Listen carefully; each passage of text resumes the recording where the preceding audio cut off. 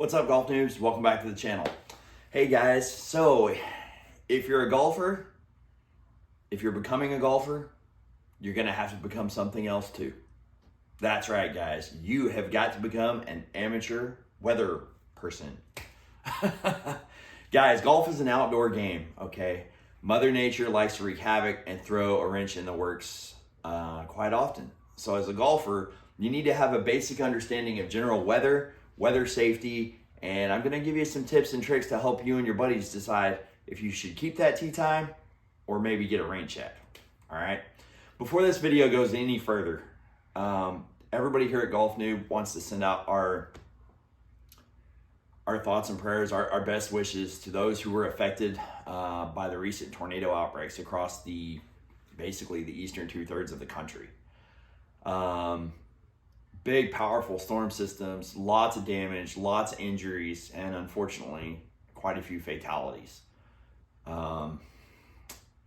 It's really close to home. It's a real punch in the gut.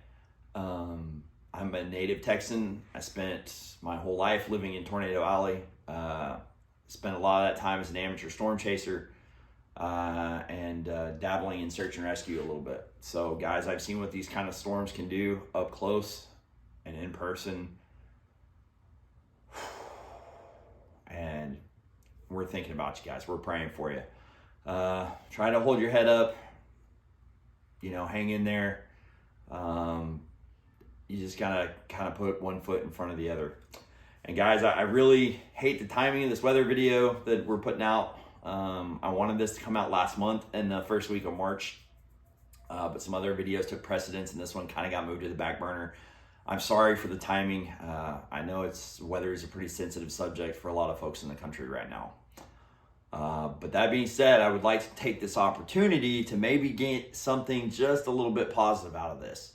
Guys, go make a donation of money or time to the American Red Cross. Guys, the American Red Cross is usually first on scene after these major natural disasters uproot people's lives, whether it be floods, hurricanes, fire, tornadoes. The American Red Cross is usually the first on scene. So guys, reach out, donate your time, donate some money. Every little bit helps. Guys, let's take care of the American Red Cross so that they can take care of us, all right? It's one of Golf Noob's favorite charities, and the money goes to people who need it most, okay? So get out there and support your American Red Cross. All right, guys, now we're gonna get into the video. So it's springtime. A lot of people are taking up golf. A lot of people have been in golf for a while, and you might be wondering, well, how does weather play in this? I mean, golf's outside, right? Yeah, that's right, golf noobs. It's outside, and Mother Nature can be a pain in the rear, okay? First and foremost, we're gonna start with the most dangerous thing for golfers, and that is lightning. Guys, if you hear thunder, you are close enough to be struck by lightning, okay? You do not want to play around with lightning. Lightning is 5 times hotter than the surface of the sun. If you don't believe that crazy fact, Google it, okay? You don't want to mess with lightning. Lightning's going to win every time. Guys, if you're on the golf course and you hear thunder, you need to seek shelter immediately. Find a sturdy structure, a restroom. A lot of courses have brick structured restrooms, usually one on the front, one on the back 9. If you get caught unprepared, that's a good place to go for shelter.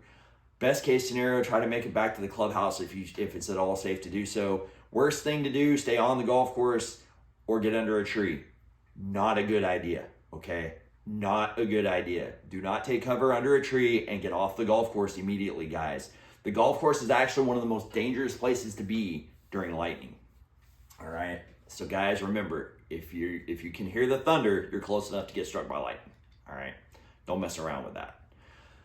So that's the biggest safety thing there. Another thing, obviously if you get severe weather like what we've seen across the country here in the last 7 to 10 days, if you've had winds over 50 miles an hour, if you've had hail, obviously if you've had a tornado, you're gonna need to get the rain check, and you and your buddies are gonna wanna rethink that tee time, okay?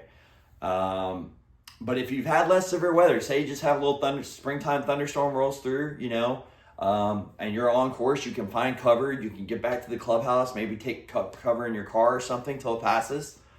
great, wait it out, once conditions are safe to do so. In a lot of cases, you can get right back out there on the golf course and resume play. If you get rain overnight, you might be wondering, well, do we go or do we not go? Do we cancel the tee time or do we show up? Guys, some of the best ways to figure out what you should do is to simply call the golf course.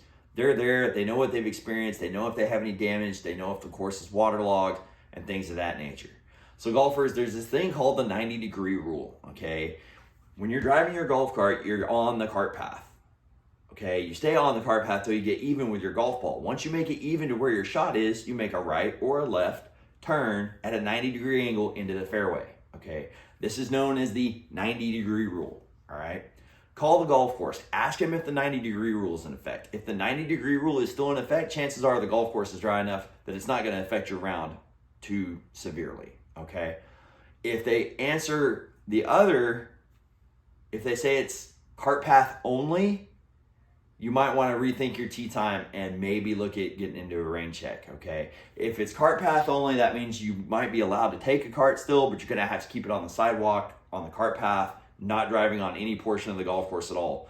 This adds a lot of time and stress to your round, but is an absolute must to protect the turf conditions on the golf course after a lot of rain, okay? So guys, if it's cart path only, totally up to you, but if it's cart path only, chances are it's going to make for a long round, extra walking, and you might not be able to take a cart at all, which means you might be carrying your clubs in some cases. That's usually pretty rare, but I have seen that occur before. So those are all things to keep in mind. Also, guys, our clubs interact with the turf, okay? Especially something like this 56-degree sand wedge. If I get close to the green and I'm hitting a 56-degree sand wedge in wet turf, this thing's going to want to dig its way all the way to China, guys, okay? So that is a big one. Any of your clubs you take a divot with, you got to pick the ball pretty clean. It's hard to get compression, and it's hard to find any forgiveness on really wet turf.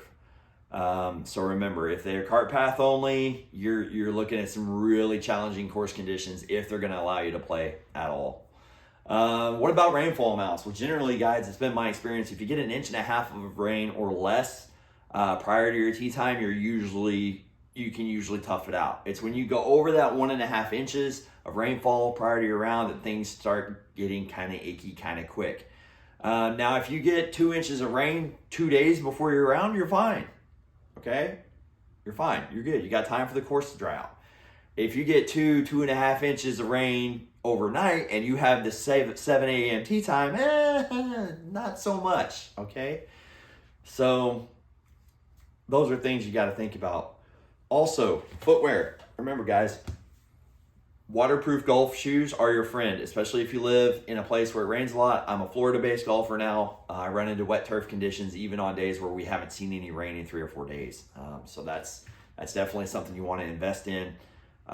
Rain gear is good. I keep mine here in this pouch. On this side, got a little bucket hat and a rain jacket. This time of year, that's typically part of my standard loadout. Anytime I'm headed out to the golf course. Other things you can do, guys. So there's some awfully cool weather apps out there. Everybody and their mother's got a smartphone these days. Download some of these weather apps. I recommend Storm Shield is currently my favorite. You download that, you can put in your location, and it'll send you weather alerts to your phone live in real time to give you a heads up that bad weather's moving in your direction. And guys, that heads up could be life-saving information on the golf course. If you're on a big, wide open golf course that doesn't have any adequate protection and you get caught in a thunderstorm where there's lightning, or heaven forbid, a really severe thunderstorm where there's lightning or hail, you could be injured or you could be killed. So guys, this is serious stuff. If you don't already have weather alerts on your phone, make sure you go out there and get them through Storm Shield or some other user-friendly weather app so that you don't get caught unprepared, okay? If you're gonna be a golfer, you're gonna have to be part weatherman. That's just the way this goes, guys, all right? All right, well, that's it for the do's and don'ts for our weather video. Last look, I think we're 19 subscribers from our 56-degree sand wedge giveaway, guys. That's right. A lot of you are excited about that 56-degree wedge we're giving away. So make sure you like, you subscribe, and you stick around. Till next time, golf noobs, laters.